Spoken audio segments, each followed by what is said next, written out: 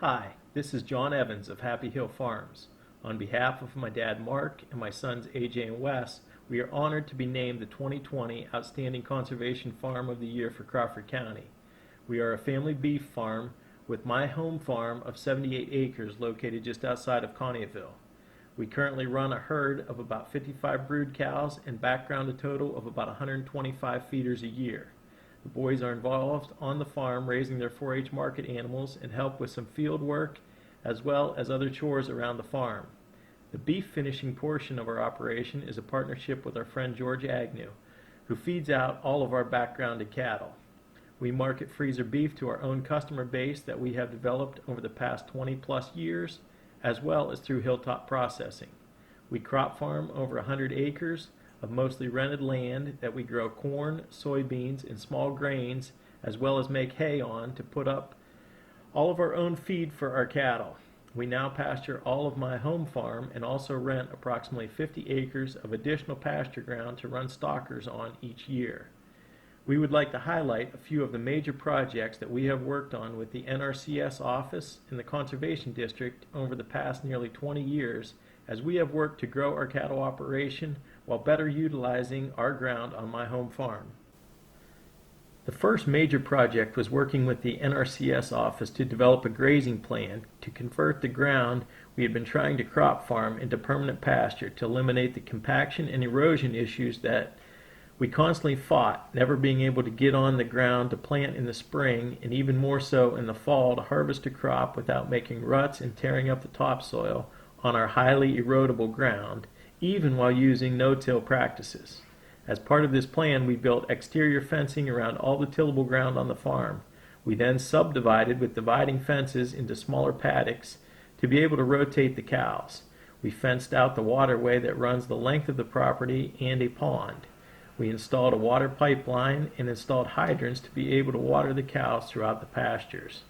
We then established pasture grasses of native, warm, and cool season grasses so we no longer had to disturb the topsoil and cause any erosion. We also constructed cattle pathways and stream crossings to go along with the buffers along the waterways to reduce and catch any runoff. This proved to much better utilize our heavy clay soil. In the past few years, I have developed this further with the knowledge I have gained by attending numerous grazing conferences and have started to subdivide these paddocks even more with temporary fences to better utilize intensive rotational grazing practices. The next step after starting to graze cattle on the farm was trying to grow the herd to match the pasture capacity that we had created. This worked well except for trying to keep the cattle out of the mud in the winter. Not only was it a struggle to not have the cattle turn everything to mud wherever they were confined to, but we were causing a lot of destruction to our new pastures trying to get feed to the cows throughout the winter. This is when we then developed another plan with the NRCS office to build a heavy use area. This has now enabled us a way to keep our cows out of the mud all winter, gives us a nice place to feed the cows throughout the winter where we do not tear up any of the pastures, as well as allow the cows to eat all the hay we give them without wasting it in a sacrifice area that they would turn to mud. This has been very beneficial to our cattle health as well as our feed usage efficiency. This past year, we entered into another NRCS EQIP contract to build a manure storage facility. We were able to get the site pretty well prepared in the fall. Even though it looks like a glorified parking lot for the winter, we are very excited to get this facility built later this year. This will kind of bring full circle and complete the development of our cattle program on the farm while better utilizing our ground as well as being environmentally friendly with the whole operation.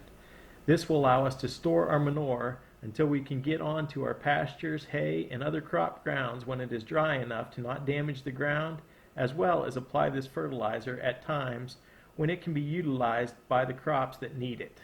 We have also participated in no-till programs, nutrient management plans, and others involving our crop farming that we even do on ground we rent to do our best to take care of this ground and the soils on them as well.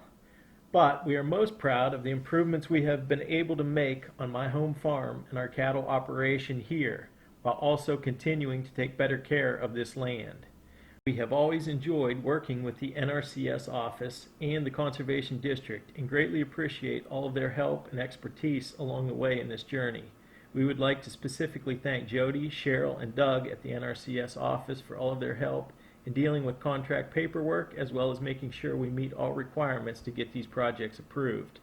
They are always helpful in making sure we are aware and understand what may be available to help our operation with these conservation practices. We have also appreciated the help we have received from Brianne and Tracy at the Conservation District throughout the years, assisting us along this whole process.